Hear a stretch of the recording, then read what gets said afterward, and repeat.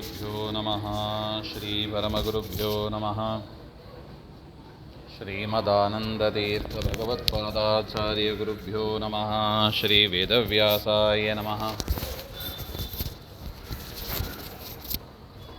ನಮಃ ಪರಸ್ಮೈ ಪುರುಷಾಯ ಭೂಯಸೆ ಸದುದ್ಭवस्थान ನಿರೋಧಲೀಲಯ ಗೃಹೀತಶಕ್ತಿತ್ರಿಧಯಾಯ ದೇಹಿನಾಂ ಅಂತರ್ಧ್ರುವಾಯ ಅನುಪಲಭ್ಯವರ್ತ್ಮನೆ ನರಸಿಂಹೋऽಖಿಲಾಜ್ಞಾನ ಮತಧ್ವಾन्तದಿವಾಕರಃ ಜಯತ್ಯಮಿತಸಜ್ಞಾನಸುಖಶಕ್ತಿಪಯೋನಿಧಿಃ ವ್ಯಾಸಾಯ ಭವನಾಶಾಯ ಶ್ರೀಶಾಯ ಗುಣರಾಶಯೇ ಹೃದ್ಯಾಯ ಶುದ್ಧವಿದ್ಯಾಯ ಮಧ್ವಾಯ ಚ ನಮೋ ನಮಃ.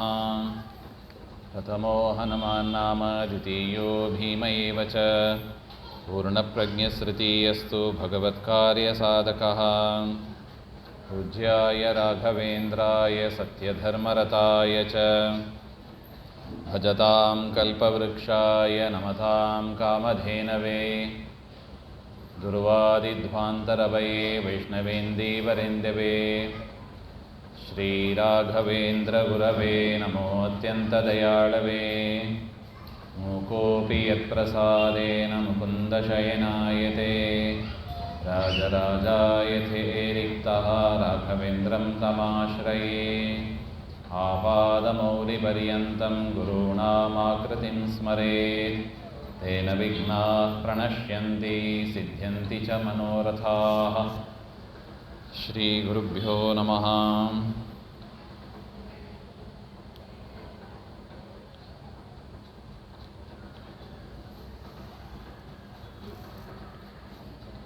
ನಿನ್ನೆ ದಿವಸ ನೋಡಿದಂತೆ ಪರಮಾತ್ಮ ಪೌಂಡ್ರಕ ವಾಸುದೇವ ಮತ್ತು ಕಾಶಿರಾಜ ಮತ್ತು ಏಕಲವ್ಯ ಮೂರು ಜನರನ್ನು ಕೂಡ ಪರಮಾತ್ಮ ಸಂಹಾರ ಮಾಡಿ ಕಿರ್ಮೀರ, ಹಿಡಿಂಬ, ಸಾಲ್ವ ಇವರೆಲ್ಲ ಆಲ್ರೆಡಿ ಕೊಂದ ಲಿಸ್ಟಲ್ಲಿ ಇದ್ದಾರೆ.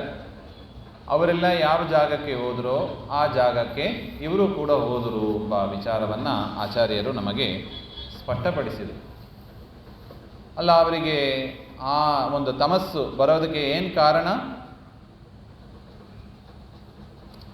ದೇವರು ಕೆಲವರಿಗೆ ಸುಖರೂಪವಾದ ಮೋಕ್ಷ, ಕೆಲವರಿಗೆ ದುಃಖಮಯವಾದ ತಮಸ್ಸು, ಇದನ್ನು ಕೊಡೋದಕ್ಕೆ ಏನು ಕಾರಣ? ದೇವರನ್ನ ದ್ವೇಷ ಅಂದರೆ ಅವರ ಸ್ವಭಾವ. ಆ ಭಕ್ತಿಯಾಗಲಿ ಆ ದ್ವೇಷ ಆಗಲಿ ಅದು ಯಾವುದಕ್ಕೆ ಸಂಬಂಧಪಟ್ಟದ್ದು? ಅವರ ಜೀವನ ಸ್ವಭಾವಕ್ಕೆ ಸಂಬಂಧಪಟ್ಟದ್ದು. ಅದೇನೋ ಯಾರೋ ಕ್ರಿಯೇಟ್ ಮಾಡಿದ್ದು, ಯಾರೋ ಹುಟ್ಟಿಸಿದ್ದು ಅಂತ ನಾವು ತಿಳಿಬಾರ್ದು. ಜೀವನ ಸ್ವಭಾವದಲ್ಲೇ ಪರಮಾತ್ಮನ ಭಕ್ತಿ, ದ್ವೇಷ ಇತ್ಯಾದಿಗಳು ಇರುತ್ತವೆ. ಈ ಸಂಸಾರದಲ್ಲಿ ಅದು ಅಭಿವ್ಯಂಜಕ ಆಗುತ್ತದೆ, ಅಂದರೆ ಅದು ಹೊರಗೆ ತೋರಿ ಬರುತ್ತದೆ. ಆ ರೀತಿಯಾದ ಒಂದು ಸಿಚುವೇಶನ್, ಆ ಒಂದು ಸನ್ನಿವೇಶವನ್ನು ಪರಮಾತ್ಮ ಸೃಷ್ಟಿ ಮಾಡ್ತಾನೆ, ಹೊರತು ಇಲ್ಲದಿದ್ದದ್ದು ಬರೋದಿಲ್ಲ. ಸೊ ಅದರಿಂದ ಮೇಲ್ನೋಟಕ್ಕೆ ನಮಗೇನು ಅನಿಸ್ಬೋದು, ಏನಪ್ಪ ಇಷ್ಟು ಕಠೋರವಾಗಿದೆ ಹಾಗೆ ಅಂತ ಅನಿಸ್ಬೋದು. ಕೃಷ್ಣ ಭೂಮಿಯಲ್ಲಿ ಅವತಾರ ಮಾಡಿ ಒಂದಿಷ್ಟು ಲಿಸ್ಟು ಕೊಡ್ತಾರೆ. ಕಿರ್ಮೀರ, ಸಾಲ್ವ ಇತ್ಯಾದಿ, ಏಕಲವ್ಯ ಇತ್ಯಾದಿಗಳ ದುಷ್ಟ ಜನರನ್ನೆಲ್ಲ ಕೊಂದು ತಮಸ್ಸಿಗೆ ಕಳಿಸ್ತಾ ಇದ್ದಾನೆ. ಏನು ಕೃಷ್ಣನಿಗೆ ಬೇರೆ ಕೆಲಸ ಇಲ್ಲವಾ ಅಂತ ಕೇಳ್ಬೋದು. ಏನು ಇವ್ರನ್ನೆಲ್ಲ ಕೊಲ್ಲೋದು, ತಮಸ್ಸಿಗೆ ಕಳಿಸೋದು ಇದೇ ದೇವರ ಕೆಲಸನಾ ಹಾಗೆ ಅಂತ ಅನಿಸ್ಬೋದು. ಅಲ್ಲ, ಅಷ್ಟೇ ಆದರೂ ಕೂಡ ಮೋಕ್ಷ ಕೊಟ್ಟದ್ದು ಯಾವುದು ಬಂದೇ ಇಲ್ಲಲ್ಲ ಅಂತ ನಮಗೆ ಅನಿಸ್ಬೋದು. ಬರೀ ದುಷ್ಟ ಸಂಹಾರವೇ ಆಯ್ತಲ್ಲ ಹಾಗೆ ಅಂದರೆ, ಹೌದು, ದ್ವಾಪರ ಯುಗದಲ್ಲಿ ಹಾಗೇ ಇರ್ತಿತ್ತು, ಪರಿಸ್ಥಿತಿ ಹಾಗಿತ್ತು. ಇನ್ನು ಮೋಕ್ಷ ಕೊಟ್ಟ ಪರಿಸ್ಥಿತಿ ಕೂಡ ಇದೆ. ಮೋಕ್ಷ ಕೊಟ್ಟಿಲ್ಲ ಅಂತ ಅಲ್ಲ, ರಾಮಾವತಾರದಲ್ಲೂ ಇದೆ, ಕೃಷ್ಣಾವತಾರದಲ್ಲೂ ನಾವು ಕೇಳ್ತೀವಿ. ಈಗೇನು ನೋಡಿದ್ದೀವಿ, ಅನೇಕ ಜನರು ಗಂಧರ್ವ ಶರೀರವನ್ನು ಪಡೆದರು ಹಾಗೆ ಅಂತ. ದುಃಖಮಯವಾದ ಪಿಶಾಚ ಜನ್ಮದಿಂದ ನಿವೃತ್ತರಾಗಿ ಘಂಟಾಕರ್ಣ ಮತ್ತು ಕರ್ಣ ಎನ್ನುವವರು ಬದ್ರಿಕಾಶ್ರಮದಲ್ಲಿ ಪರಮಾತ್ಮ ಅನುಗ್ರಹ ಮಾಡಿದ್ದನ್ನು ನೋಡಿದ್ದೀವಿ. ಮತ್ತು ಕಂಸನಲ್ಲಿ ಭೃಗು ಋಷಿಗಳ ಸನ್ನಿಧಾನ ಇತ್ತು. ಆ ಭೃಗು ಋಷಿಗಳಿಗೆ ಮೋಕ್ಷ ಕೊಟ್ಟಿಲ್ಲವಾ? ಪೂತನೆ ಪೂತನೆಯಲ್ಲಿ ಊರ್ವಶಿ ಇದ್ದಳು, ಅವಳಿಗೂ ಒಳ್ಳೆ ಗತಿ ಕೊಟ್ಟಿಲ್ಲವ? ಕೊಟ್ಟಿದ್ದಾನೆ. ಅದರಿಂದ ದೇವರು ಹೀಗೆ ಯಾಕೆ ಮಾಡ್ತಾನೆ ಹಾಗೆ ಅಂದರೆ, ಭೀಮಸೇನ ದೇವರು ಅದಕ್ಕೆ ನಮಗೆ ಉತ್ತರ ಕೊಟ್ಟಿದ್ದಾರೆ. ಯುಧಿಷ್ಠಿರನಿಗೆ ಉತ್ತರ ಹೇಳುವ ನೆಪದಲ್ಲಿ ನಮ್ಮ ಸ್ವಭಾವ, ಅದರ ತಕ್ಕಂತೆ ಪ್ರಾಚೀನ ಕರ್ಮ ಮತ್ತು ನಮ್ಮ ಪ್ರಯತ್ನಕ್ಕೆ ತಕ್ಕಂತೆ ಪರಮಾತ್ಮ ಫಲವನ್ನು ಕೊಡ್ತಾನೆ ಹಾಗೆ ಅಂತ ನಾವು ಅದನ್ನು ತಿಳಿದಿದ್ದೀವಿ. ಆ ವಿಷಯವನ್ನು ಮರೀಬಾರ್ದು. ಅದನ್ನೇ ಆಚಾರ್ಯರು ಇಲ್ಲಿ ನಮಗೆ ಎಚ್ಚರ ಕೊಡ್ತಾ ಇದ್ದಾರೆ. ನೀವು ದುಷ್ಟತನವಾದ ಪ್ರಯತ್ನವನ್ನು ಮಾಡಿದರೆ, ದುಷ್ಟತನ ಅಂತ ತೀರ್ಮಾನ ಮಾಡೋದು ಹೇಗೆ? ಒಳ್ಳೆಯದು ಕೆಟ್ಟದನ್ನು ತೀರ್ಮಾನ ಮಾಡೋದು ಹೇಗೆ?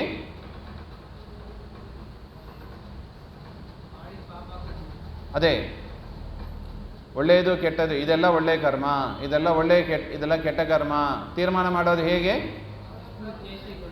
ಅದೇ ಒಳ್ಳೆಯದಾಗಿದ್ದರೆ ಪುಣ್ಯ ಆಗ್ತದೆ, ಕೆಟ್ಟದಾಗಿದ್ದರೆ ಪಾಪ ಬರ್ತದೆ. ಆದರೆ ನಾವು ಡಿಸೈಡ್ ಮಾಡಬೇಕಲ್ಲ ಫಸ್ಟು, ಆನ್ ವಾಟ್ ಬೇಸಿಸ್, ಯಾವುದನ್ನು ಇಟ್ಕೊಂಡು ನಾವು ತೀರ್ಮಾನ ಮಾಡೋದು ಇದು ಒಳ್ಳೆ ಕೆಲಸ, ಇದು ಕೆಟ್ಟ ಕೆಲಸ ಅಂತ? ಅಲ್ಲ, ದೇವರನ್ನು ದ್ವೇಷ ಮಾಡಿದವ ಕೆಟ್ಟವ ಸರಿ. ಕರ್ಮದಲ್ಲಿ ಬರುವಾಗ ಒಂದು ಕರ್ಮ ಮಾಡ್ತೀವಿ, ಇದು ಒಳ್ಳೆ ಕರ್ಮನೋ ಕೆಟ್ಟ ಕರ್ಮನೋ ತೀರ್ಮಾನ ಮಾಡೋದು ಹೇಗೆ?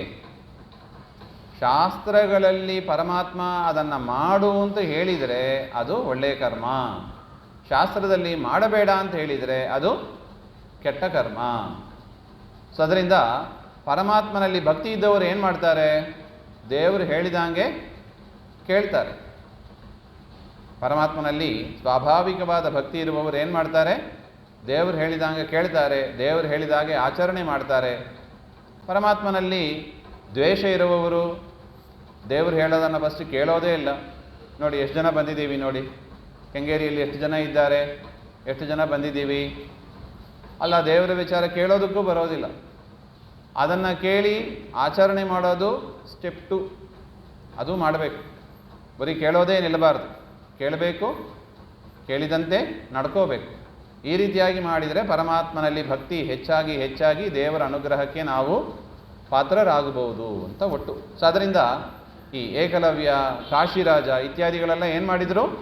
ದೇವರ ವಿರುದ್ಧವಾದ ಕೆಲಸ. ದೇವರ ವಿರುದ್ಧ ಅಂತ ಹೇಗೆ ತೀರ್ಮಾನ ಆಯಿತು? ಶಾಸ್ತ್ರದಲ್ಲಿ ಹೇಳಿದ್ದಾರೆ.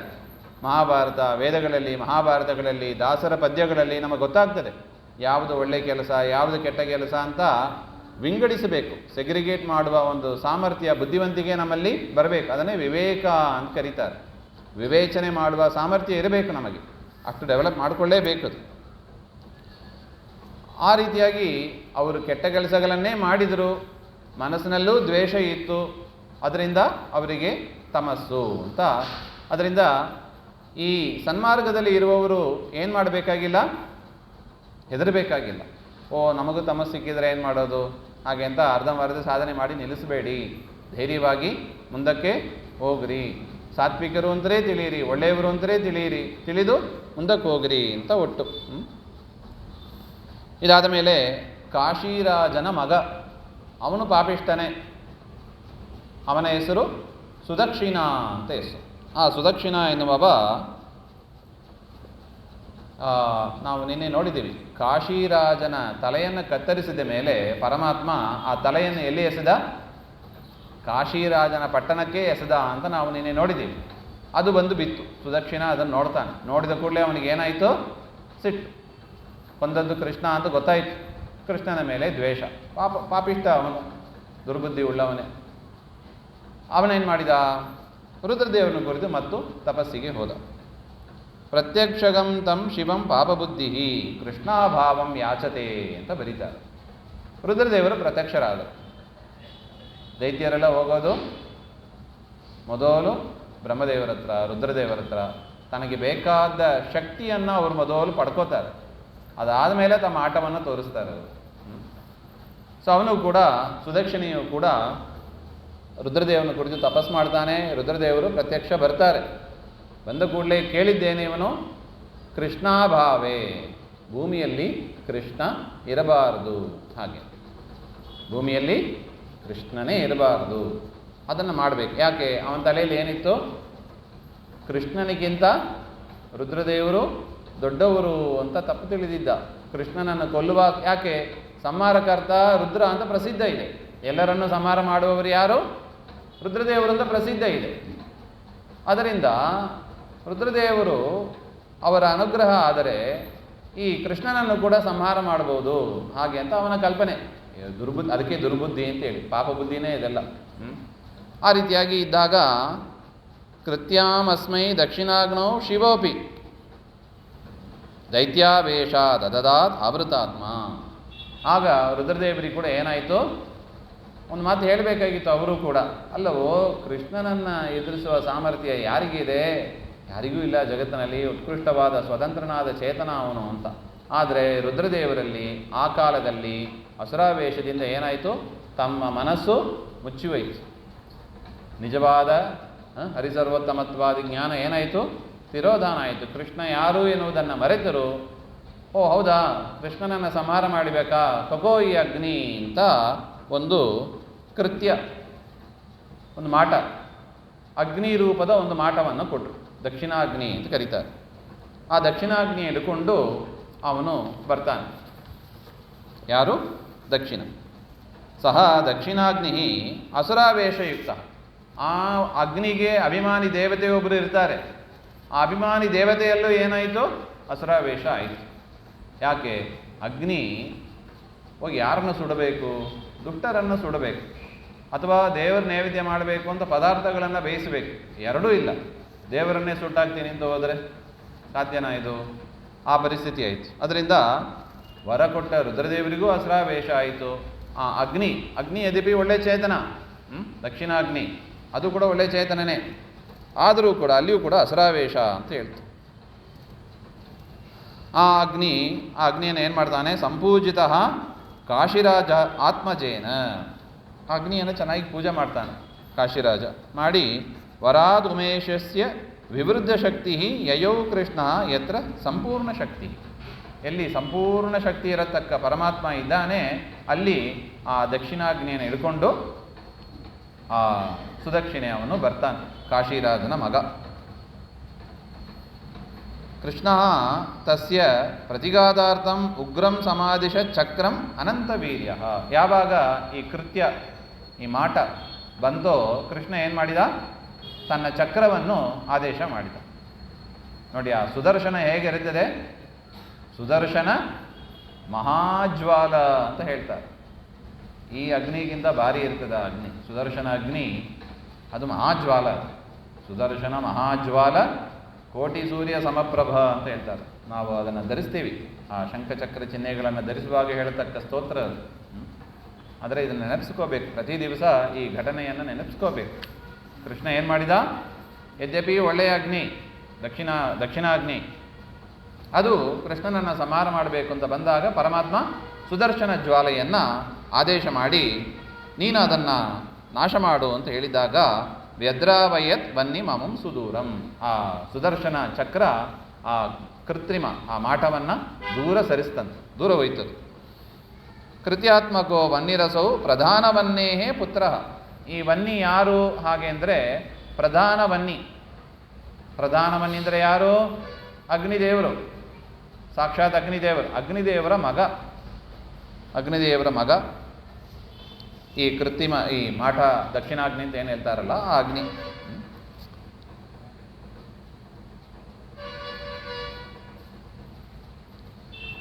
ಅಂತ ಅಗ್ನಿಯನ್ನು ಆ ಸುದರ್ಶನ ದೂರ ಮಾಡಿ ಆ ದಕ್ಷಿಣ ಅಂತ ಯಾರಿದ್ದಾನಲ್ಲ ಅವನನ್ನು ಸುಟ್ಟಾಕಿತ್ತಂತೆ. ಆ ಸುದಕ್ಷಿಣೆಯನ್ನು ಸುಟ್ಟಾಕಿ ಅವನ ಜೊತೆಗೆ ಬಂದ ಅನುಯಾಯಿಗಳು, ಅವನನ್ನು ಅನುಸರಿಸಿ ಯುದ್ಧಕ್ಕಾಗಿ ಯಾರ್ಯಾರು ಬಂದರೋ ಅವರನ್ನು ಸುಟ್ಟಾಕಿತ್ತು ಸುದರ್ಶನ ಚಕ್ರ. ಅಟ್ ಮಾತ್ರ ಅಲ್ಲ, ಭಸ್ಮೀಚಕಾರಾಶು ಸಪುತ್ರ ಭಾರ್ಯಂ, ಎಲ್ಲರನ್ನೂ ಸಪುತ್ರ ಮಿತ್ರ ಬಾಂಧವ ಅಂತ ಹೇಳ್ತಾರೆ. ಕೃಷ್ಣನ ಎದುರಾಕೊಂಡು ಇನ್ನೇನು ಉಳಿಲಿಕ್ಕೆ ಸಾಧ್ಯ? ಅವನ ಮಕ್ಕಳು ಎಲ್ಲರೂ ಸತ್ತರು ಅಂತ ಹೇಳ್ತಾರೆ, ಹೆಂಡತಿ ಮಕ್ಕಳು ಎಲ್ಲರೂ ಸತ್ತರು.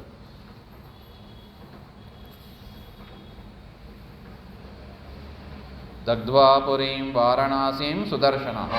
ಅಟ್ ಮಾತ್ರ ಅಲ್ಲ, ಇಡೀ ಕಾಶಿ ಪಟ್ಟಣವನ್ನೇ ಸುಟ್ಟಾಕಿತ್ತಂತೆ. ನೋಡಿ, ದೇವರ ಸುದರ್ಶನದ ಸಾಮರ್ಥ್ಯ ಎಷ್ಟು. ಬರೀ ಸುದಕ್ಷಿಣ ಯುದ್ಧಕ್ಕೆ ಬಂದವರು, ಅವನ ಹೆಂಡತಿ ಮಕ್ಕಳು ಅಷ್ಟು ಮಾತ್ರ ಸುಟ್ಟಾಕಿದ್ರು ಅಂತ ತಿಳಿಬೇಡಿ. ಇಡೀ ಕಾಶಿ ಪಟ್ಟಣವನ್ನೇ ಸುಟ್ಟಾಕಿತ್ತು, ಅಂತಹ ಸಾಮರ್ಥ್ಯ ಸುದರ್ಶನ. ಪುನಃ ಪಾರ್ಶ್ವಂ ವಾಸುದೇವಸ್ಯ ಚಾಗ, ಮತ್ತು ಕೃಷ್ಣನ ಹತ್ರ ವಾಪಸ್ ಬಂದನು. ಇಷ್ಟೆಲ್ಲ ಕೆಲಸ ಮಾಡಿ ವಾಪಸ್ ಬಂತು. ಅವನೆಲ್ಲಿ ಹೋದ? ಆ ಸುದಕ್ಷಿಣ ಎಲ್ಲಿ ಹೋದ? ತಮಯೇವ ಜಗ್ಮಿವಾನ್, ಅವನು ಕೂಡ ತಮಸ್ಸಿನ ಲಿಸ್ಟಲ್ಲೇ ಸೇರ್ತಾನೆ. ಅವನ ತಂದೆಯೂ ತಮಸ್ಸು, ಅವನು ತಮಸ್ಸು. ಸೊ ಅದರಿಂದ ಯಾತಕ್ಕೆ ಇದನ್ನು ಮೇಲಿಂದ ಮೇಲೆ ಹೇಳ್ತಾ ಇದ್ದಾರೆ ಅಂದರೆ, ಪ್ರತಿಯೊಂದು ಜೀವರಾಶಿಗೂ ಏನಿದೆ, ಪ್ರತಿಯೊಂದು ಜೀವರಾಶಿಗೂ ಒಂದು ಡೆಸ್ಟಿನೇಷನ್ ಅಂತ ಇದೆ. ಸುಮ್ಮನೆ ಸಂಸಾರದಲ್ಲಿ ತಿರುಗುವವರಲ್ಲ ನಾವು. ಹುಟ್ಟೋದು ಸಾಯೋದು, ಹುಟ್ಟೋದು ಸಾಯೋದು, ಈ ಚಕ್ರದಲ್ಲಿ ಬರುವವರಲ್ಲ. ಒಂದು ಪಾತ್ ಹಿಡಿದ ಮೇಲೆ ನಮ್ಮ ಸ್ವಭಾವಕ್ಕೆ ತಕ್ಕಂತೆ ಸನ್ಮಾರ್ಗದಲ್ಲಿ ಅಥವಾ ದುರ್ಮಾರ್ಗದಲ್ಲಿ ಹೋಗಿ ನಮ್ಮ ಡೆಸ್ಟಿನೇಷನ್ ನಾವು ರೀಚ್ ಆಗೇ ಆಗ್ತೀವಿ. ಅದು ತಮಸ್ಸಿರಬಹುದು, ಅಥವಾ ಸುಖರೂಪವಾದ ಮೋಕ್ಷ ಇರಬಹುದು, ಅಥವಾ ಮಧ್ಯಮ ಆಗಿದ್ದರೆ ಹುಟ್ಟು ಸಾವು ಎನ್ನುವ ಚಕ್ರದಲ್ಲೇ ಇರಬಹುದು. 3 ವಿಧದ ಜೀವರಾಶಿಗಳು ಅಂತ ಹೇಳ್ತಾರಲ್ವಾ, ಸಾತ್ವಿಕರು, ರಾಜಸರು, ತಾಮಸರು. ಸಾತ್ವಿಕರಾಗಿದ್ದರೆ ಮೋಕ್ಷವನ್ನು ಪಡೆಯುತ್ತಾರೆ, ತಾಮಸರಾಗಿದ್ದರೆ ತಮಸ್ಸನ್ನು ಪಡೆಯುತ್ತಾರೆ, ಇನ್ನು ರಾಜಸರಾಗಿದ್ದರೆ ಹುಟ್ಟು ಸಾವು ಎನ್ನುವ ಚಕ್ರದಲ್ಲಿ ಇರ್ತಾರೆ ಅಂತ ಒಟ್ಟು. ಸೊ ಅದರಿಂದ ಈ ಸುದಕ್ಷಿಣನು ಕೂಡ ಅವನು ಕೃಷ್ಣದ್ವೇಷ. ನೋಡಿ, ಅವನಿಗೆ ತಮಸ್ಸು ಯಾತಕ್ಕೆ? ಒಂದೇ ಕಾರಣ, ಪರಮಾತ್ಮನ ದ್ವೇಷ, ಪರಮಾತ್ಮನ ಭಕ್ತರ ದ್ವೇಷ, ಪರಮಾತ್ಮನ ಶಾಸ್ತ್ರಗಳ ದ್ವೇಷ. ಅದರಿಂದ ಎಂದಿಗೂ ಈ ಕೆಲಸಗಳನ್ನು ಸಜ್ಜನರು ಮಾಡಬಾರದು ಹಾಗೆಂಬುದನ್ನು ಮೇಲಿಂದ ಮೇಲೆ ನಮಗೆ ಆಚಾರ್ಯರು ಈ ಒಂದು ದೃಷ್ಟಾಂತ ಕೊಟ್ಟು ತಿಳಿಸ್ತಾ ಇದ್ದಾರೆ. ನೋಡಿ, ಸುದಕ್ಷಿಣ ಏನಾದ, ಅವನ ಮಕ್ಕಳು ಹೆಂಡತಿಯೆಲ್ಲ ಏನಾದರು, ಅವನ ಅಪ್ಪ ಏನಾದ, ಅವನ ಪಟ್ಟಣ ಏನಾಯಿತು. ನೀವು ಯಾರನ್ನ ವಿರೋಧ ಮಾಡ್ತಾ ಇದ್ದೀರಾ? ಕೃಷ್ಣನನ್ನ. ಅಲ್ಲ, ಕೃಷ್ಣ ಎಂಥವ? ಅನಂತ ಕೋಟಿ ಬ್ರಹ್ಮಾಂಡ ನಾಯಕ ಅವನು. ಅಂಥ ಪರಮಾತ್ಮನ ಹತ್ರ, ಯಾವ ಪರಮಾತ್ಮ ನಮಗೆ ಕಣ್ಣು, ಕೈ, ಕಾಲು, ಕಿವಿ ಪ್ರತಿಯೊಂದನ್ನು ಕೊಟ್ಟನೋ, ಶರೀರವನ್ನು ಕೊಟ್ಟನೋ, ಅಂಥವನನ್ನು ವಿರೋಧ ಮಾಡೋರೆ. ಅಂಥ ಪರಮಾತ್ಮನನ್ನು ವಿರೋಧ ಮಾಡಿದರೆ ಮುಂದಿನ ಜನ್ಮ ಏನು ಬರ್ತದೆ ನಮಗೆ? ಮನುಷ್ಯ ಜನ್ಮ ಬರ್ತದಾ? ಯಾಕೆ ಕೊಡಬೇಕು ದೇವರು? ಅದರಿಂದ ಎಂದಿಗೂ ಕೂಡ ಹರಿವಾಯು ಗುರುಗಳ ವಿರೋಧವನ್ನು ಮಾಡಬಾರದು ಅಂತ ಅದನ್ನು ಮತ್ತೆ ನಮಗೆ ನೆನಪಿಸೋದು. ಅದು ಮಾಡಿದವರು ಏನಾದರೂ ನೋಡಿ, ತಸ್ಮಾತ್ ನೀವು ಕೂಡ ಮಾಡಬೇಡಿ. ಇದು ಮೆಸೇಜ್, ನಮಗೆ ದೇವರು ಕೊಟ್ಟ ಮೆಸೇಜ್ ಅಂದರೆ ಏನು? ನೀವು ಎಂದಿಗೂ ಕೂಡ ಹರಿವಾಯು ಗುರುಗಳ ಮಾತಿಗೆ ಕಾಯೇನ ವಾಚ ಮನಸ ವಿರೋಧ ಮಾಡಬೇಡಿ ಅಂತ ನಮಗೆ ಸೂಚನೆ. ಸಜ್ಜನರು ಹಾಗೆ ಇರಬೇಕು. ಹಾಗಿದ್ದರೆ ಮಾತ್ರ ಅವರಿಗೆ ಏನಾಗ್ತದೆ? ಆನಂದ ರೂಪವಾದ ಮೋಕ್ಷ ಕೊಡ್ತಾನೆ, ಅನುಗ್ರಹವನ್ನು ದೇವರು ಮಾಡ್ತಾನೆ ಅಂತ.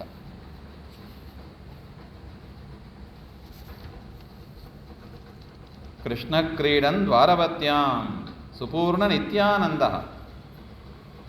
ಈ ರೀತಿಯಾಗಿ ಕೃಷ್ಣ ತನ್ನ ಲೀಲೆಗಳನ್ನೆಲ್ಲ ತೋರಿಸ್ತಾ ಇದ್ದಾನೆ, ತನ್ನ ಶಕ್ತಿ ಏನು ಎನ್ನುವುದನ್ನು ತೋರಿಸ್ತಾನೆ. ಇಷ್ಟಾದ ಮೇಲೆ ಪರಮಾತ್ಮ ರುಕ್ಮಿಣೀ ದೇವಿ ಜೊತೆಗೂ ಒಂದು ಆಟವನ್ನು ಆಡ್ತಾನೆ. ರುಕ್ಮಿಣೀ ದೇವಿ ಜೊತೆಗೆ ಗೃಹಸ್ಥರು ಹೇಗಿರಬೇಕು ಹಾಗೆಂಬ ಒಂದು ಪಾಠವನ್ನು ತಿಳಿಸುವುದಕ್ಕಾಗಿ. ನೋಡಿ, ದೇವರ ಒಂದೊಂದು ಲೀಲೆಯೂ ಕೂಡ ಏನು? ಸಜ್ಜನರಿಗೆ ಆನಂದವನ್ನು ಕೊಡತಕ್ಕದ್ದು, ಸಜ್ಜನರಿಗೆ ಅದು ಒಂದು ಶಿಕ್ಷಣ ರೂಪದಲ್ಲಿ ಇರತಕ್ಕದ್ದು. ಗೃಹಸ್ಥರು ಹೇಗಿರಬೇಕು ಹಾಗೆ ಅಂದರೆ ಪರಮಾತ್ಮ ಹೇಳಿದಂತೆ ರುಕ್ಮಿಣಿ ಹತ್ರ, ತ್ವಯಾನ ಕಾರ್ಯಂ ಮಮ ಕಿಂಚ. ಹೇ ಭದ್ರೇ, ಶೋಭಣಲೇ, ನಿನ್ನಿಂದ ನನಗೆ ಆಗಬೇಕಾದ್ದು ಏನಿಲ್ಲ. ನಿನ್ನಿಂದ ನನಗೇನಾಗಬೇಕಾಗಿದೆ? ಏನಿಲ್ಲ ಅಂದರೆ ಏನರ್ಥ? ನೀನು ವೇಸ್ಟ್ ಅಂತ ಅರ್ಥ. ಡೈರೆಕ್ಟಾಗಿ ಹೇಳಿಲ್ಲ, ಆದರೆ ಇಂಥ ಮಾತುಗಳನ್ನೆಲ್ಲ ಗಂಡ ಹೆಂಡಂದಿರು ಆಡ್ತಾರೆ ಹಾಗೆಂಬುದನ್ನು ಪರಮಾತ್ಮ ತೋರಿಸಿಕೊಡ್ತಾ ಇದ್ದಾನೆ ಅಷ್ಟೇ. ಸುಮ್ಮನೆ ಲೀಲೆ ಇದು. ನೀನು ವೇಸ್ಟ್ ಹಂಗಂತ ಹೇಳ್ಬಿಟ್ಟ ಒಂದು ರೀತಿಯಲ್ಲಿ. ಮಯಾರೀಣ ಮಾನಭಂಗಾರ್ಥಮೇವ ಸಮಾಹೃತಾಸಿ. ಅಲ್ಲ, ಮತ್ತೆ ರುಕ್ಮಿಣಿ ಕೇಳಬಹುದು, ಸುಮ್ಮನೆ ಯಾಕೆ ಕರ್ಕೊಂಡ್ಬಂದ್ರಿ ಮತ್ತೆ ರಥದಲ್ಲಿ ಕೂಡಿಸಿ? ಅಷ್ಟು ಜನ ಇದ್ದರು, ಶಿಶುಪಾಲ ಮದುವೆ ಮಾಡಿಕೊಟ್ಟೆ ಅಂತ ಹೇಳಿದ ನಾನು ಬಿಟ್ಟು ಯಾಕೆ ಕರ್ಕೊಂಡು ಬಂದ್ರಿ ಹಾಗೆ ಅಂದರೆ ಅದಕ್ಕೆ ದೇವರು ಉತ್ತರ ಕೊಟ್ಟಂತೆ. ರುಕ್ಮಿಣಿ ಏನು ಕೇಳಿಲ್ಲ, ಕೃಷ್ಣ ತಾನೇ ಊಹೆ ಮಾಡಿಕೊಂಡು ಉತ್ತರ ಕೊಡ್ತಾ ಇದ್ದಾನೆ. ಏನಂತ? ನೋಡಮ್ಮ, ಅಲ್ಲಿ ಬೇಕಾದ ಶತ್ರುಗಳಿದ್ದರು, ಆ ಶತ್ರುಗಳಿಗೆ ಏನು ಮಾಡಬೇಕಾಗಿತ್ತು? ಮಾನಭಂಗ ಮಾಡಬೇಕಾಗಿತ್ತು. ನೀವು ತುಚ್ಛ, ನೀವು ನನ್ನ ಮುಂದೆ ಏನೇನೇನೇನಲ್ಲ, ಏನು ಸಾಮರ್ಥ್ಯ ಇಲ್ಲದವರು ನೀವು ಅಂತ ಅವರ ಮಾನಭಂಗ ಮಾಡಬೇಕಾಗಿತ್ತು. ಅದರಿಂದ ಏನು ಮಾಡಿದೆ? ನಿನ್ನ ಅಪಹಾರ ಮಾಡಿಕೊಂಡೇ ಬಂದನೇ ಹೊರತು ನಿನ್ನಿಂದ ನನಗೇನಾಗಬೇಕಾಗಿದೆ ಹಾಗೆ ಅಂತ ಪರಮಾತ್ಮ ಹೇಳಿದನು. ಸಾ ಚ ಅಭಿಯೋಗಂ ಸದಾ ಕೃಷ್ಣೇನ ಆತ್ಮನಃ ಅಪಿ ಅಪ್ಯೇವ ವೇತ್ರಿ. ರುಕ್ಮಿಣೀ ದೇವಿಗೂ ಗೊತ್ತು ಪರಮಾತ್ಮ ಚೇಷ್ಟೆ ಮಾಡ್ತಾ ಇದ್ದಾನೆ, ಲೀಲೆ ಮಾಡ್ತಾ ಇದ್ದಾನೆ ಅಂತ. ರುಕ್ಮಿಣೀ ದೇವಿಗೂ ಗೊತ್ತು ಇದು ಕೃಷ್ಣನಿಗೂ ಗೊತ್ತು ಇದು ಲೀಲೆ ಹಾಗೆ ಅಂತ. ಅದರಿಂದ ರುಕ್ಮಿಣೀ ದೇವಿ ತಾನೇನು ಮಾಡಿದಳು, ದುಃಖಪಟ್ಟವಳಂತೆ ಅವಳು ಕೂಡ ಸ್ವಲ್ಪ ನಟನೆಯನ್ನು ಮಾಡಿದಳು. ಯದ್ಯಪಿ ಸುಖರೂಪಳು, ನಿತ್ಯ ಜ್ಞಾನಾನಂದಮಯ ಲಕ್ಷ್ಮೀದೇವಿಯೂ ಕೂಡ, ಆದರೂ ಕೂಡ ದುಃಖಪಟ್ಟವರಂತೆ ನಟನೆಯನ್ನು ಮಾಡಿದರು. ಸ್ತ್ರೀಯ ಭೇತ್ತವ್ಯಂ ಭರ್ತುರಿತ್ಯೇವ ಧರ್ಮಂ ವಿಜ್ಞಾಪಯಂತಿ. ಇದರಿಂದ ಲಕ್ಷ್ಮೀದೇವಿ ಒಂದು ಪಾಠವನ್ನು ಹೇಳಿಕೊಟ್ಟ ಹಂಗೆ ಇದೆ. ಏನು ಪಾಠ ಅದು? ಆಚಾರ್ಯರು ನಮಗೆ ಬಿಡಿಸಿ ಹೇಳ್ತಾರೆ. ಹೆಂಡತಿಯಾದವರು ಗಂಡನ ಹತ್ರ ಭಯ ಭಕ್ತಿಯಿಂದ ಇರಬೇಕು ಎಂಬ ಅದನ್ನು ಸೂಚನೆ ಮಾಡುವುದಕ್ಕಾಗಿ.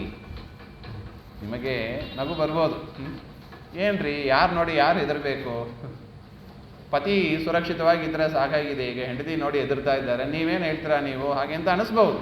ಕಲಿಯುಗದಲ್ಲಿ ಆಗ ಸ್ವಲ್ಪ ವ್ಯತ್ಯಾಸ ಆಗಿದೆ ಅಷ್ಟೇ. ಇದರ ಕೃತೆ ದ್ವಾಪರ ಯುಗದ ಕಥೆ ಇದೆಲ್ಲ. ಸೊ ಅದರಿಂದ ಹೆಂಡತಿಯಾದವಳು ಹೇಗಿರಬೇಕು, ಪತಿಗೆ ಹೆದರಿದವರಾಗಿ ಇರಬೇಕು ಹಾಗೆಂಬ ಒಂದು ವಿಚಾರವನ್ನು ಸೂಚನೆ ಮಾಡುವುದಕ್ಕಾಗಿ ಲಕ್ಷ್ಮೀದೇವಿಯು ಕೂಡ, ಅಂದರೆ ರುಕ್ಮಿಣೀ ದೇವಿಯು ಕೂಡ ದುಃಖಪಟ್ಟವಳಂತೆ ನಟನೆ ಮಾಡಿದರು. ತಾಂ ಸಾಂತ್ವಯಾಮಾಸ ಗೃಹಸ್ಥ ಧರ್ಮಂ. ಪುನಃ ಪರಮಾತ್ಮ ಏನು ಮಾಡಿದ? ನೀ ಆಗಲ ದುಃಖ ಪಡಬೇಡ ಅಂತ ಪರಮಾತ್ಮ ಸಾಂತ್ವನ ಮಾಡಿದ. ಹಾಗೆ ಅಂತ ಒಂದು ಘಟನೆ ಬರುತ್ತದೆ. ಗೃಹಸ್ಥ ಧರ್ಮಂ ವಿಜ್ಞಾಪಯನ್ ದೇವದೇವ ಅಪಿ ಅದುಃಖಾಂ.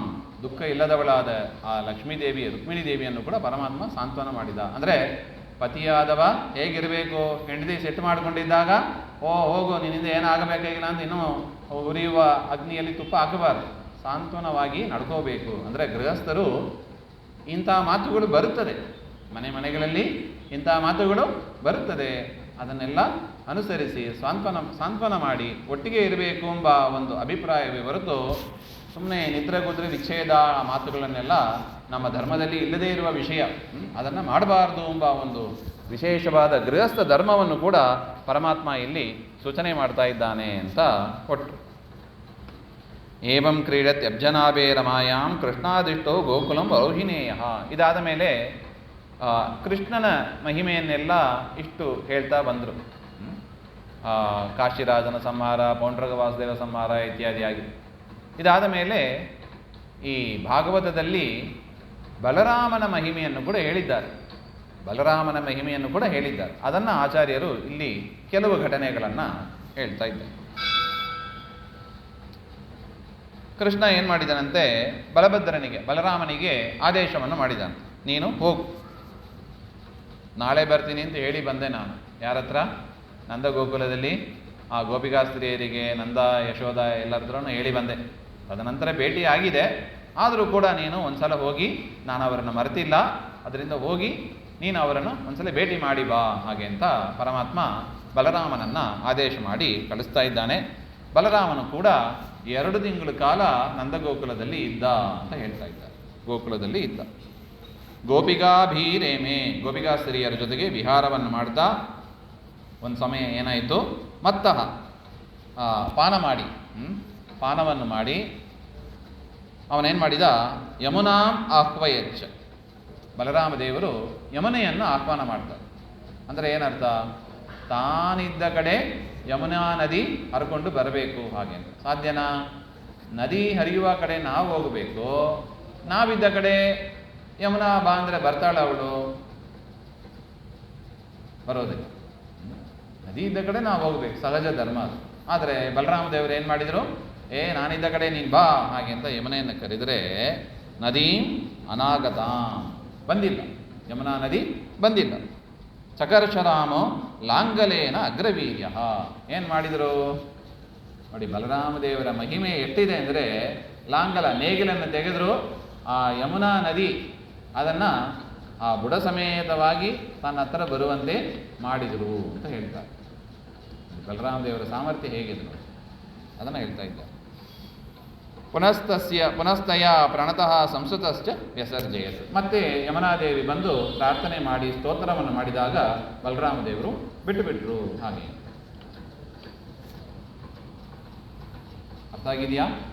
ಯಮುನಾದೇವಿ ತನ್ನ ಹತ್ರ ಬಾ ಅಂತ ಕರೆದರೆ ಯಮುನಾದೇವಿ ಬಂದಿಲ್ಲ. ಇವರೇನು ಮಾಡಿದರು, ನೇಗಿಲಾಕಿ ಎಳೆದೇ ಬಿಟ್ರು. ಆ ನದಿ, ಆ ಒಂದು ಮಾರ್ಗ ಇದೆ ನೋಡಿ, ನದಿಯ ಮಾರ್ಗ ಅಂತ, ಆ ಮಾರ್ಗವನ್ನೇ ಬದಲಾಯಿಸಿದ್ರು, ಹತ್ತಿರ ಬರುವಂತೆ ಮಾಡಿದರು. ಅಷ್ಟು ಸಾಮರ್ಥ್ಯ ಇರತಕ್ಕವರು ಬಲರಾಮ ದೇವರು. ಇದೇನು ಆಶ್ಚರ್ಯ ಅಲ್ಲ, ಇಡೀ ಬ್ರಹ್ಮಾಂಡವನ್ನು ಹೊತ್ತವರೇ ಅವರು. ಅದರಿಂದ ಅಂತಹ ಮಹಿಮೋಪೇತರು ಎಂಬ ಅದನ್ನು ತಿಳಿಸಿಕೊಡುವುದಕ್ಕಾಗಿ ಪರಮಾತ್ಮ ಈ ಒಂದು ಲೀಲೆಯನ್ನು ಕೂಡ ಅವರ ಮುಖಾಂತರ ಮಾಡಿಸಿದ ಹಾಗೆ ಅಂತ. ತದನಂತರ ಬಲರಾಮ ದೇವರು ನಂದಗೋಪನ ಹತ್ರ ಆಜ್ಞೆಯನ್ನು ಪಡೆದು ಅಲ್ಲಿಂದ ದ್ವಾರಕಾಪಟ್ಟಣಕ್ಕೆ ಬಂದು ಪರಮಾತ್ಮನಿಗೆ ಆ ನಂದಗೋಕುಲದ ಎಲ್ಲ ವಿಚಾರವನ್ನು ಕೂಡ ಸಮರ್ಪಣೆಯನ್ನು ಮಾಡಿದರು ಅಂತ ಹೇಳ್ತಾ ಇದ್ದಾರೆ. ಇದಾದ ಮೇಲೆ ಬಲರಾಮ ದೇವರ ಮಹಿಮೆಯನ್ನು ತಿಳಿಸುವ ಮತ್ತೊಂದು ಘಟನೆ. ಮೈಂದ ವಿವಿಧ ಅಂತ ಇಬ್ಬರು ಮೈಂದ ವಿವಿಧರು, ಅವರು ಕೋತಿ ರೂಪದಲ್ಲಿ ಇರತಕ್ಕವರು. ಯಾರು? ಮೈಂದ ವಿವಿಧ ಅಂತ. ಯಾವ ಕಾಲದವರು ಇವರು? ರಾಮಾಯಣದ ಕಾಲದವರು. ರಾಮಾಯಣದ ಕಾಲದ ಕೋತಿ ಇವರು ನೋಡಿ. ನಾವು ಕೇಳ್ತೀವಿ ರಾಮಾಯಣ ಕಾಲದವರು, ಅವರು ಮಹಾಭಾರತದಲ್ಲಿ ಭಾಗವತದಲ್ಲೂ ಕೂಡ ಅವರ ಹೆಸರಿದೆ. ಇನ್ನೊಂದು ವ್ಯಕ್ತಿ ನೆನಪಾಗ್ತದ ಯಾರು ಅಂತ? ರಾಮಾಯಣ ಕಾಲದ ಒಂದು ವ್ಯಕ್ತಿ ಮಹಾಭಾರತದಲ್ಲಿ ನೆನಪಾಗ್ತದ ಯಾರು ಅಂತ? ಜಾಂಬವಂತ. ಜಾಂಬವಂತ ರಾಮನನ್ನು ಕಂಡವ, ಕೃಷ್ಣನನ್ನು ಕಂಡವ. ಯಾಕೆ? ಆ ಜಾಂಬವಂತನ ಮಗಳೇ ಯಾರು? ಜಾಂಬವತಿ. ಅವಳನ್ನು ಕೊಟ್ಟು ಸ್ಯಮಂತಕ ಮಣಿ ಉಪಾಖ್ಯಾನದಲ್ಲಿ ಬಂದಿದೆ. ಮಣಿಯನ್ನು ಕೊಟ್ಟು ಮದುವೆ ಮಾಡ್ತಾನೆ, ಯುದ್ಧ ಮಾಡ್ತಾನೆ ಅವನು ಕೂಡ. ಕೃಷ್ಣನ ಪರಿಚಯ ಆಗಲಿಲ್ಲ. ಯಮದೇವರ ಅವತಾರ ಜಾಂಬವಂತ ನೋಡಿ. ಯಮದೇವರ ಅವತಾರ ಎಷ್ಟು ಇತ್ತು ಮಹಾಭಾರತದಲ್ಲಿ?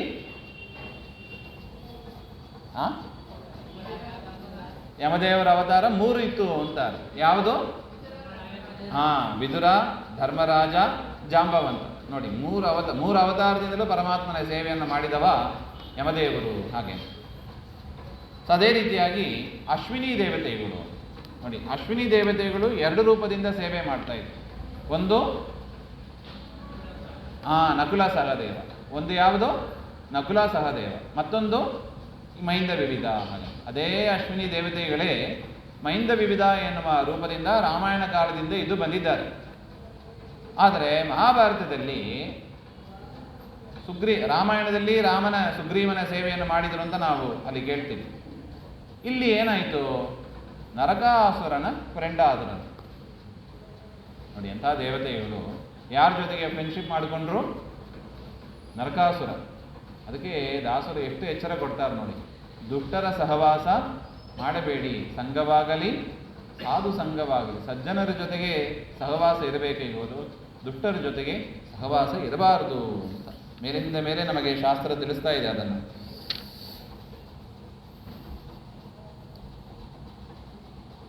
ಭೀಮೇ ಹತೆ, ಕೃಷ್ಣ ಏನು ಮಾಡಿದ? ನರಕಾಸುರನನ್ನು ಸಂಹಾರ ಮಾಡಿದ. ಹಿಂದೆ ಬಂದಿತ್ತು. ಅದರಿಂದ ಸಿಟ್ಟು ಅವರಿಗೆ. ಯಾರ ಮೇಲೆ ಸಿಟ್ಟು? ಕೃಷ್ಣನ ಮೇಲೆ ಸಿಟ್ಟು. ತಾವು ಎಂಥವರು, ತಾವು ದೇವರಿಂದ ಎಷ್ಟು ಉಪಕಾರವನ್ನು ಪಡೆದಿದ್ದೀವಿ ಎಲ್ಲವನ್ನು ಮರೆತಿರ್ತಾರೆ. ಇಂತಹ ಒಂದು ದುಷ್ಟ ಸಹವಾಸ, ದುಷ್ಟ ಬುದ್ಧಿ, ಅಸುರಾವೇಶ ಇದ್ದಾಗ ನೋಡಿ ಅದನ್ನು ಬರೀತಾರೆ.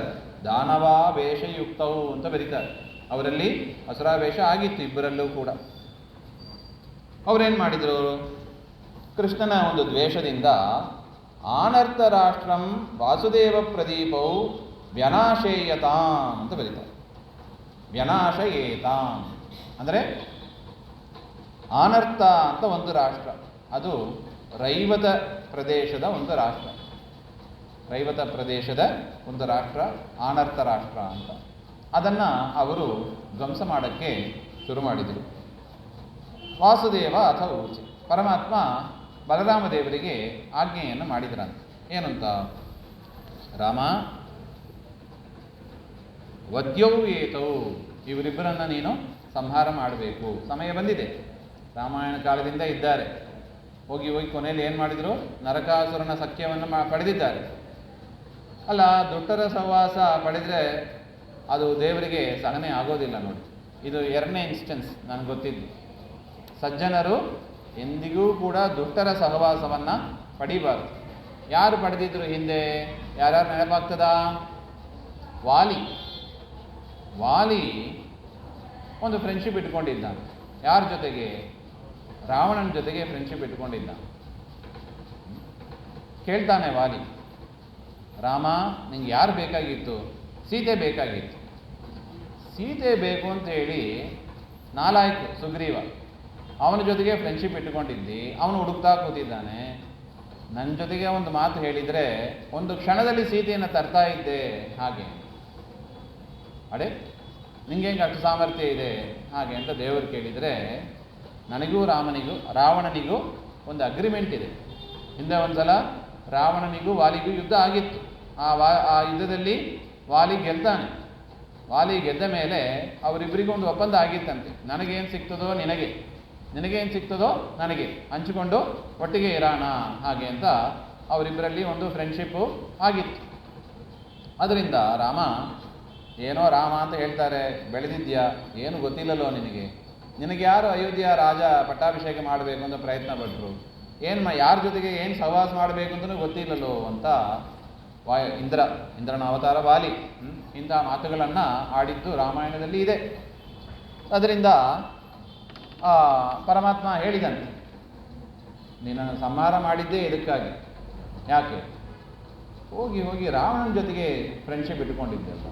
ಹಾಗೆ ನೋಡಿ, ವಾಲಿ ಹೇಳಿದ್ದನ್ನು ಹೇಗೆ ಪರಮಾತ್ಮ ತೆಗೆದುಕೊಂಡ, ಆದರೆ ಪರಮಾತ್ಮನ ವಿಚಾರ ಹೇಗಿತ್ತು ಹಾಗೆಂತ ನೋಡಿದರೆ ಆಶ್ಚರ್ಯ ಆಗ್ತದೆ ನೋಡಿ.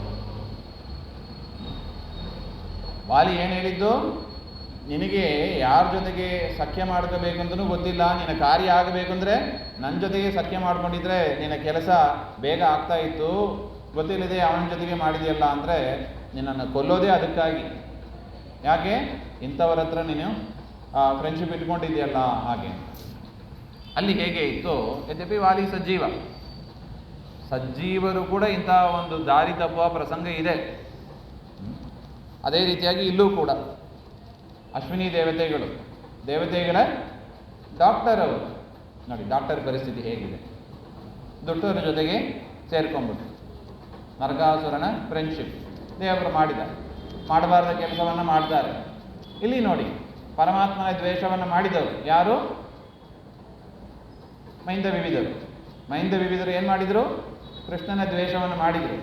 ಈಗ ಅವ್ರನ್ನ ಸಂಹಾರ ಮಾಡಿ ಎಲ್ಲಿ ಕಳಿಸ್ಬೇಕಾಗಿತ್ತು, ತಮಸಿಗೆ ಕಳಿಸ್ಬೇಕಾ? ಇವರು ಕೃಷ್ಣ ದ್ವೇಷ ಮಾಡಿದವರೇ, ಎಲ್ಲಿ ಕಳಿಸ್ಬೇಕು? ಸಜ್ಜನ್ರೇ. ಅದರಿಂದ ದೇವರು ನೋಡೋದು ಯಾವುದನ್ನ, ಸ್ವಭಾವವನ್ನು ನೋಡ್ತಾನೆ. ಈ ಒಂದು ನರಕಾಸುರನ ಸಂಬಂಧದಿಂದ ಆದ ಮನಸ್ಸಿನ ಕಲುಷ ಅದು ತಾತ್ಕಾಲಿಕವಾದದ್ದು. ಅದೆಂಥದ್ದು? ತಾತ್ಕಾಲಿಕವಾದದ್ದು. ಒಳಗೆ ಏನಿದೆ ನೋಡಿ, ದೇವರು ಹೊರಗಿರೋದನ್ನು ವೇಷಭೂಷಣ ನೋಡಿ ಅವನು ಮಾರ್ಕ್ಸ್ ಕೊಡೋದಿಲ್ಲ. ಒಳಗೆ ಏನಿದೆ, ಮನವನಿತ್ತರೆ ತನ್ನ ನೀವನು. ಬೇಕಾದ ತಪಸ್ಸನ್ನು ಮಾಡಿ ಅನುಗ್ರಹವನ್ನು ಪಡೆದಿದ್ದವರು ಅಶ್ವಿನಿ ದೇವತೆಗಳು.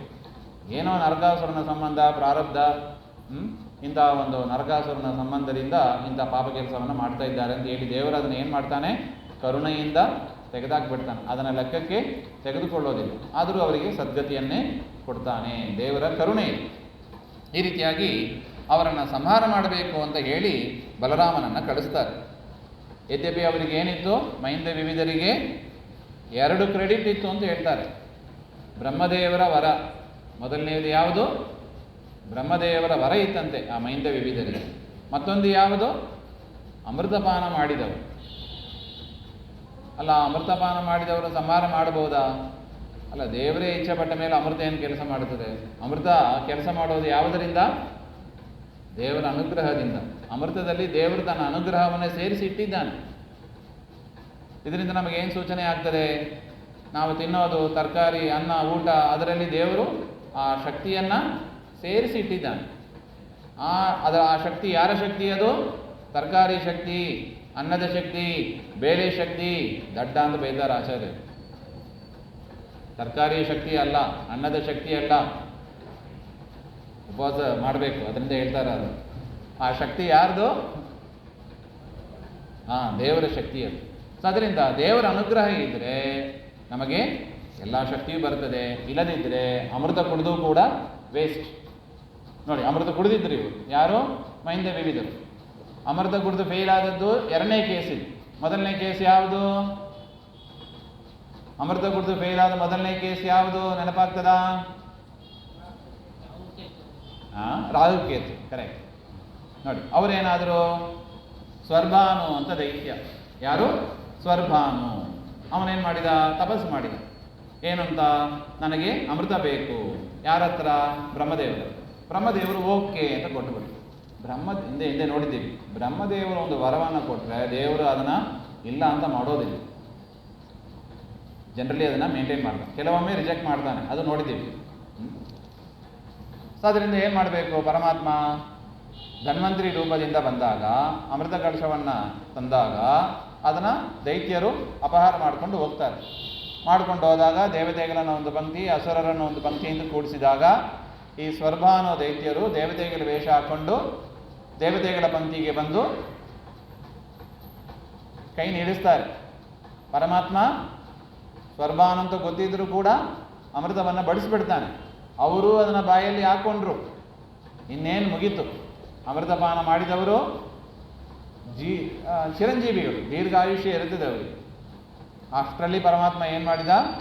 ಕುತ್ತಿಗೆಗೆ ಬಂತು, ನುಂಗುವ ಅಷ್ಟರಲ್ಲಿ ಅವನ ಕತ್ತನ್ನೇ ಕತ್ತರಿಸಿಬಿಟ್ಟ. ನೋಡಿ, ಅಮೃತ ತಪಸ್ಸು ಯಾವುದೂ ಕೂಡ ವರ್ಕೌಟ್ ಆಗಿಲ್ಲ. ಸೊ ಯಾವುದು ಪ್ರಧಾನ ಆಯಿತು? ದೇವರ ಅನುಗ್ರಹ.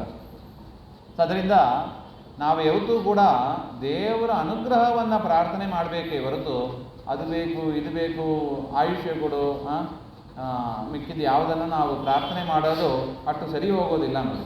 ದೇವರ ಅನುಗ್ರಹ ಅಂತ ಕೊಟ್ಟುಬಿಟ್ರೆ ಏನೇ ಇದ್ರೂ ಕೂಡ ದೇವರು ನೋಡ್ಕೋತಾನೆ. ಇದು ನಮಗೆ ತಿಳಿಸುವ ವಿಚಾರ. ಇದು ಎರಡನೇ ಕೇಸ್. ಇಲ್ಲಿ ಯಾವುದು? ಮೈಂದ ವಿವಿಧರು ಅಮೃತಪಾನ ಮಾಡಿದವರು. ಬಲರಾಮನಿಗೆ ಪರಮಾತ್ಮ ಆದೇಶ ಮಾಡ್ತಾ ಇದ್ದಾನೆ, ಬ್ರಹ್ಮದೇವರ ವರ ಇದ್ದರೂ ಸರಿ, ಅಮೃತಪಾನ ಮಾಡಿದರೂ ಸರಿ, ನಾನು ಅನುಗ್ರಹ ಮಾಡ್ತೇನೆ, ಬಲರಾಮ ಹೋಗಿ ಸಂಹಾರ ಮಾಡು. ಹಾಗೆ ಗತ್ವಾ ಸಮೈಂದಂ ಪ್ರಥಮಂ ಜಗಾನ ಕ್ರೋಧ. ಮೊದಲು ಹೋಗಿ ಬಲರಾಮ ದೇವರು ಮೈಂದನನ್ನು ಸಂಹಾರ ಮಾಡ್ತಾರೆ. ತದನಂತರ ಯುದ್ಧಕ್ಕೆ ಬಂದ ವಿವಿಧ ಅವನನ್ನು ಕೂಡ ಮುಸಲದಿಂದ ಸಂಹಾರ ಮಾಡ್ತಾರೆ. ತೌ ಅಸುರವು, ಅವನಲ್ಲಿ ಯಾರಿದ್ರು? ಅಸುರ ವೇಷ ಇದ್ದಂತೂ ನೋಡಿದ್ದೀವಿ. ಆ ಅಸುರರು ತಮಸ್ಸಿಗೆ ಹೋದರು. ತೌ ಅಶ್ವಿನೌ ಸ್ವಂಚ ಲೋಕಂ, ಅಶ್ವಿನಿ ದೇವತೆಗಳು ತಮ್ಮ ಲೋಕಕ್ಕೆ ಹೋದರು. ಜೀವದ್ವಯ ಅಸುರರು ತಮಸ್ಸಿಗೆ ಹೋಗ್ತಾರೆ, ಅವರಲ್ಲಿ ಇದ್ದ ಅಶ್ವಿನಿ ದೇವತೆಗಳು ತಮ್ಮ ಲೋಕಕ್ಕೆ ಹೋದರು ಅಂತ ಇಷ್ಟು ಆಚಾರ್ಯರು ಸ್ಪಷ್ಟಪಡಿಸ್ತಾ ಇದ್ದಾರೆ. ಇದು ಬಲರಾಮನ ಎರಡನೇ ಘಟನೆಯನ್ನು ಹೇಳ್ತಾ ಇದ್ದಾರೆ.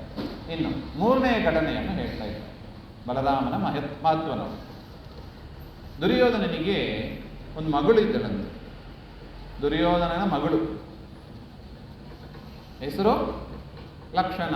ಹಾಗೆ ಒಳ್ಳೆ ಲಕ್ಷಣವಾಗಿದ್ದರು. ಅವಳು ಯಾರವರು ಹಂಗಂದರೆ ರತಿಯ ಅವತಾರ. ಕಾಮನ ಮನ್ಮಥನ ಪತ್ನಿ ರತಿದೇವಿ ಇದ್ದಾರಲ್ವ, ಆ ರತಿದೇವಿಯೇ ದುರ್ಯೋಧನನಲ್ಲಿ ಮಗಳಾಗಿ ಲಕ್ಷಣ ಎನ್ನುವ ಹೆಸರಿನಿಂದ ಅವರು ಹುಟ್ಟಿದ್ರು. ಸ್ವಯಂವರ ಘೋಷಣೆ ಮಾಡಿದ್ದ ದುರ್ಯೋಧನ. ಆ ಸ್ವಯಂವರದಲ್ಲಿ ಬಲಾದೇವ ಸಾಂಬ ಜಗ್ರ. ಬಲದಿಂದ ಸಾಂಬ. ಸಾಂಬ ಅಂದರೆ ಯಾರು? ಕೃಷ್ಣನ ಮಗ. ಕೃಷ್ಣನ ಮಗ ಸಾಂಬ. ಅವನು ಯಾರ ಅವತಾರ? ಕಾಮನ ಅವತಾರ. ನೋಡಿ, ಪ್ರದ್ಯುಮ್ನ ಕೃಷ್ಣನ ಮಗ, ಕಾಮನ ಅವತಾರ. ಸಾಂಬ ಕೃಷ್ಣನ ಮಗ, ಕಾಮನ ಅವತಾರ. ಆ ಸಾಂಬ ಆ ಲಕ್ಷಣೆಯನ್ನು ಅಪಹಾರ ಮಾಡ್ಕೊಂಡು ಹೋಗ್ತಾನೆ. ಸಾಚ ಏನಂ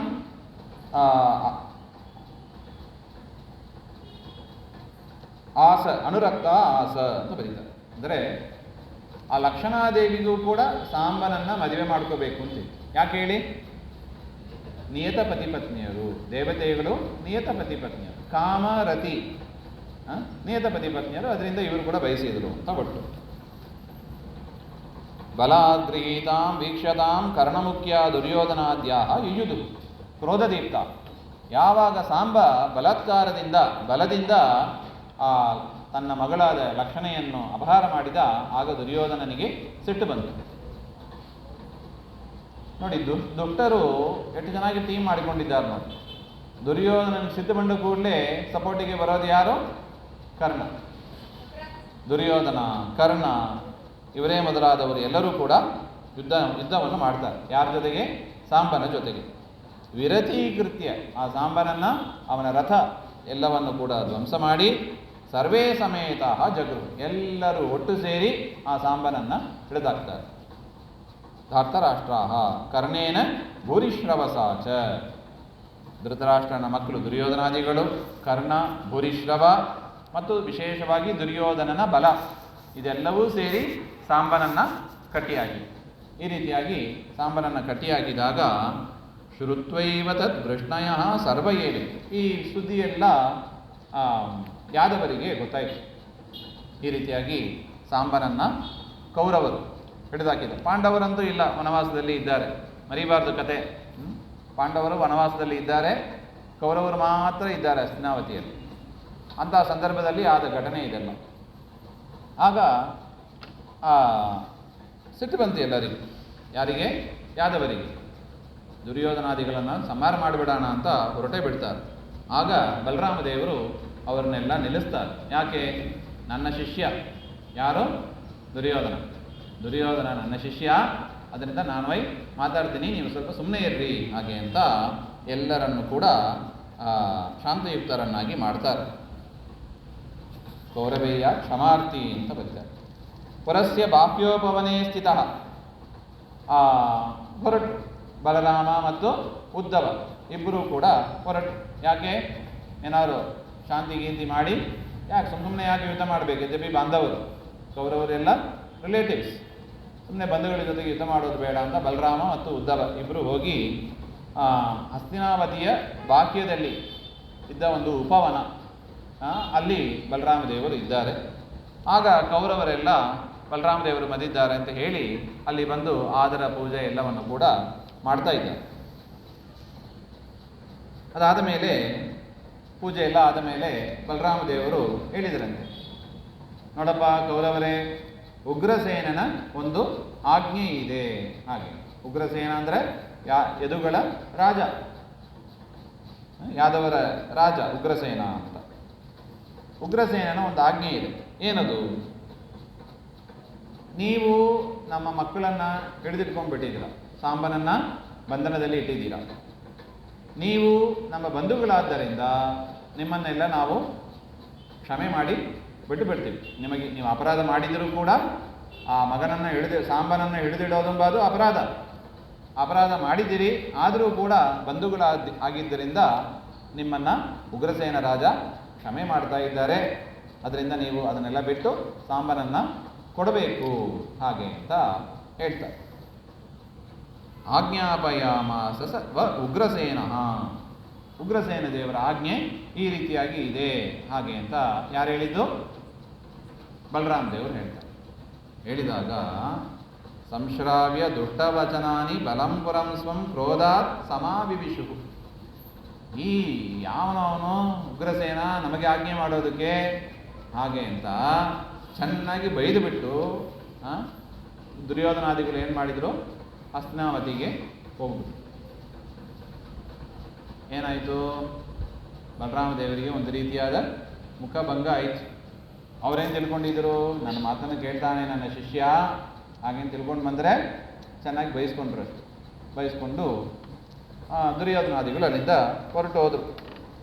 ಅದನ್ನು ಕೇಳಿ ಭಾರಿ ಸಿಟ್ಟು ಬಂತು ಬಲರಾಮ ದೇವರಿಗೆ. ಸಿಟ್ಟು ಬಂದು ಏನು ಮಾಡಿದರು? ಸಲಾಂಗಲೇನ ತತ್ಪುರಂ ವಿಕೃಷ್ಯ ಜಾಹ್ನವೀ ಜಲೆ, ನೇಗಿಲನ್ನು ತೆಗೆದರು. ನಾವು ಹಿಂದೆ ನೋಡಿದ್ದೀವಿ, ಯಮುನೆಯನ್ನು ಎಳಿಬೇಕು ಅಂತ ಹೊರಟವರು ಇಲ್ಲಿ ಏನು ಮಾಡಿದರು? ಹಸ್ತಿನಾವತಿಯನ್ನೇ ಎಳೆದು ಗಂಗೆಯಲ್ಲಿ ಹಾಕ್ತೀನಿ ಅಂತ ನೇಗಿಲನ್ನು ತೆಗೆದು ಹಸ್ತಿನಾವತಿಯನ್ನೇ ಎಳಿತಾರೆ.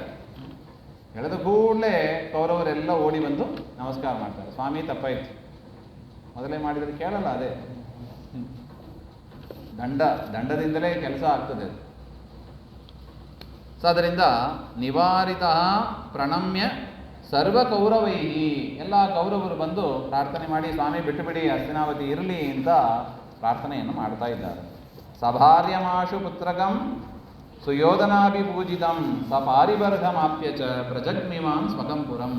ಇಷ್ಟಾದ ಮೇಲೆ ಆಯಿತು ಅಂತ ದುರ್ಯೋಧನ ಕೂಡ ಇದು ಆಗೋದಿಲ್ಲ ಹೋಗೋದಿಲ್ಲ, ಸುಮ್ಮನೆ ಅವ್ರನ್ನ ಯಾಕೆ ವಿರೋಧ ಮಾಡಬೇಕು ಅಂತ ಮುಂದೆ ನಮಗೂ ಉಪಯೋಗ ಬೀಳ್ತದೆ, ಯುದ್ಧ ಆಗೋದಂತೂ ಖಾತರಿ ಇದೆ, ಆಗ ಏನಾದ್ರು ಉಪಯೋಗ ಬೀಳ್ಬೋದು ಅಂತ ದುರ್ಯೋಧನ ಏನು ಮಾಡಿದ, ಸುಮ್ಮನೆ ಕೊಟ್ಟುಬಿಟ್ಟ ಲಕ್ಷ್ಮಿಯನ್ನು ಕೊಟ್ಟು, ಅದೇನೋ ಮದುವೆ ಕಾಲದಲ್ಲಿ ಆ ಹುಡುಗನಿಗೆ ಏನು ವರದಕ್ಷಿಣೆ ಅಂತ ಏನು ಕೊಡಬೇಕು ಆ ದಕ್ಷಿಣೆಯನ್ನೆಲ್ಲ ಕೊಟ್ಟು ಆ ಊರಿಗೆ ಕಳಿಸ್ತಾನೆ. ಈ ರೀತಿಯಾಗಿ ಇದು ಬಲರಾಮ ದೇವರ ಮತ್ತೊಂದು ಪರಾಕ್ರಮ. ಏನು ಅದ್ಭುತ ಶಕ್ತಿ ನೋಡಿ, ಅದ್ಭುತವಾದ. ಇದೆಲ್ಲ ಹೆಂಗೆ ಸಾಧ್ಯವಾಯಿತು? ಪರಮಾತ್ಮನ ವಿಶೇಷ ಅನುಗ್ರಹಕ್ಕೆ. ಶುಕ್ಲಕೇಶ ಆವೇಶ, ಅದಕ್ಕೆ ಪಾತ್ರರಾದವರು ಬಲರಾಮ ದೇವರು ಅಂತ ಹೇಳ್ತಾ ಇದ್ದಾರೆ. ಇತ್ಯಾದಿ ಕರ್ಮಾಣಿ ಮಹಾಂತಿ ರಾಮಸ್ಯ ಅಸನ್ ಶೇಷಸ್ಯ ಅಚ್ಯುತ ವೇಷಿನೋ ಅಲಂ. ಪರಮಾತ್ಮನ ಮುಖ್ಯ ಸನ್ನಿಧಾನ ಪಾತ್ರರು, ಅದರಿಂದ ಇಂಥ ಅದ್ಭುತ ಕಾರ್ಯಗಳನ್ನು ಮಾಡಲಿಕ್ಕಾಯಿತು. ಇವರಲ್ಲಿ ಮತ್ತೊಂದು ಮಹತ್ವವನ್ನು ಹೇಳ್ತಾ ಇದ್ದಾರೆ. ಇವರಲ್ಲಿ ಪರಮಾತ್ಮನ ಅಚ್ಯುತನ ವಿಶೇಷ ಸನ್ನಿಧಾನ ಇದೆ ಅಂತ ತಿಳ್ಕೊಂಡು ಭೀಮಸೇನ ದೇವರು ಇವ್ರ ಜೊತೆಗೆ ಗದಾಭ್ಯಾಸಕ್ಕೆ ಬರ್ತಾರೆ.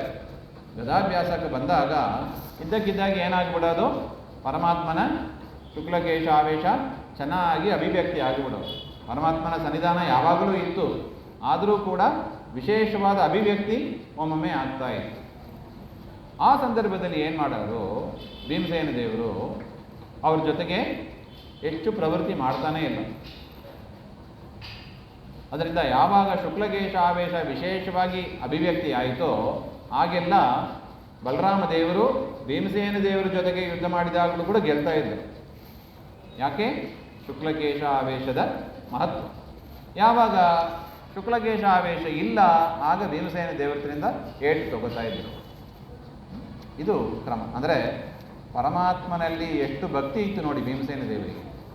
ಆ ಬಲರಾಮನಲ್ಲಿ ಶುಕ್ಲಕೇಶ ಆವೇಶ ಅಭಿವ್ಯಕ್ತ ಆಯಿತು ಅಂತ ತಿಳ್ಕೊಳ್ಳೋದೇ ನಮಗೆ ಅದು ಆಶ್ಚರ್ಯ. ನಮಗೆ ಗೊತ್ತೇ ಆಗೋದಿಲ್ಲ, ಸಾಮಾನ್ಯರಿಗೆ ಅದು ಅಷ್ಟು ಪರಿಚಯ ಆಗೋದಿಲ್ಲ. ಮಹಾಜ್ಞಾನಿಗಳು ಪರಮಾತ್ಮನ ಸನ್ನಿಧಾನ ಹೆಚ್ಚಾಗಿದೆ ಅಂತ ತಿಳಿದು ತಾವು ಪ್ರವೃತ್ತಿನೇ ಮಾಡ್ತಾ ಇಲ್ಲ, ಸುಮ್ಮನೆ ಎಷ್ಟು ತಗೋತಾ ಇದ್ರಂತೆ. ಇದು ಭೀಮಸೇನ ದೇವರ ಭಕ್ತಿಯ ಸೂಚಕ. ಅಷ್ಟೇ ಬಲರಾಮ ದೇವರ ಮಹಿಮೆಯನ್ನು ಕೂಡ ತಿಳಿಸಿಕೊಡುವ ಒಂದು ಪ್ರಸಂಗ ಇದು ಅಂತ ಆಚಾರ್ಯರು ಅದನ್ನು ಸೇರಿಸಿದ್ದಾರೆ.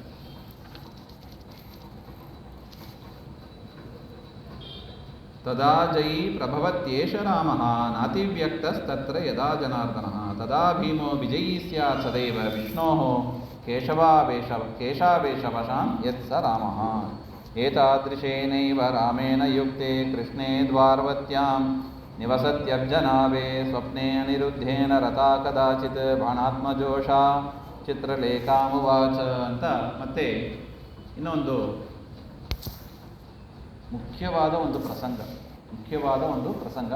ಒಳ್ಳೆ ಹೊಸ ವಿಚಾರಗಳನ್ನೆಲ್ಲ ಆಚಾರ್ಯರು ತಿಳಿಸ್ತಾರೆ. ಅದೇನೆಂಬ ಅದನ್ನು ಮತ್ತೆ ಸೇರಿದಾಗ ನೋಡಿ, ನಾಳೆ ಈ ಪ್ರವಚನದ ಮಂಗಳ ಕಾರ್ಯಕ್ರಮ ಇರುತ್ತದೆ. ನಾಳೆ ಸೇರೋಣ.